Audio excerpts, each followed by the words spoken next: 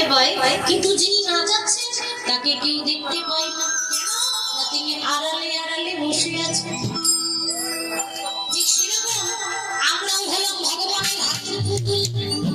ভগবান যেমন নাচায় আমরা তেমন নাচি, কিন্তু ভগবান তো আড়ালে আড়ালে আছেন, তাই সে খেলা আমরা কেউ দেখতে পাই না। তবু বিধি ধারিলা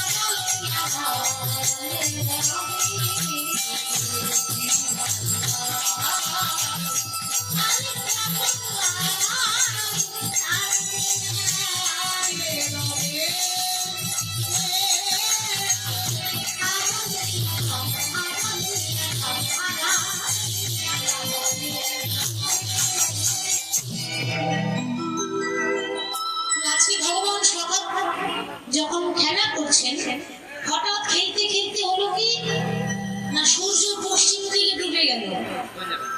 আর সূর্য যখন পশ্চিম দিকে ডুবে যায়, সেই সময়টাকে বলে গোধূলি বেলা।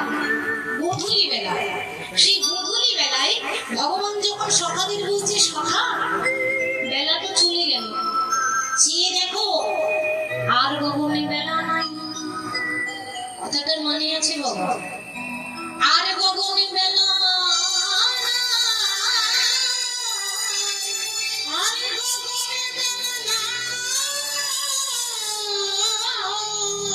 সখা ঘরে যাবার সময় হলো, ঘরে যাবার সময় হলো, আর তো দেরি করো না, আর দেরি করো না।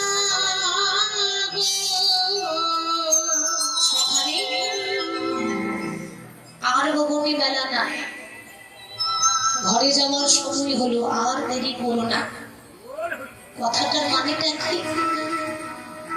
সূর্য যেমন পূর্ব দিকে ওঠে, আবার সারাদিন পেরিয়ে গিয়ে পশ্চিম দিকে ঢলে পড়ে, সেরকম আমাদেরও একদিন সূর্য উঠেছিল।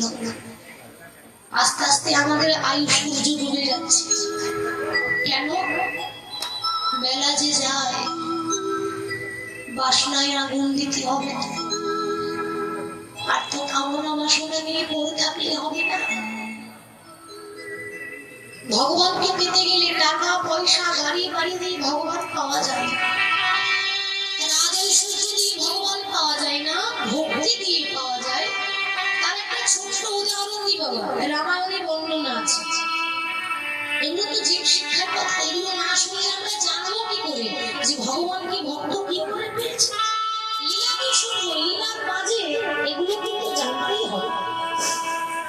রামায়ণে বর্ণনা আছে, যখন রাম রাবণের যুদ্ধ হয়, রাবণের পক্ষ থেকে, রাবণের 3 ভাই 1 বোন ছিল, রাবণ, কুম্ভকর্ণ, ছোট ভাই হলো বিভীষণ, আর আদরের বোন শূর্পণখা। রাবণের ছোট ভাই কার পক্ষে ছিল বাবা? রামের পক্ষে। আমরা দেখবেন কথায় কথায় বলি, আরে ঘরের শত্রু বিভীষণ, ঠিক তো? কথাটা ভেবে বলেছি, ওই বিভীষণের মতো হতে পারবো?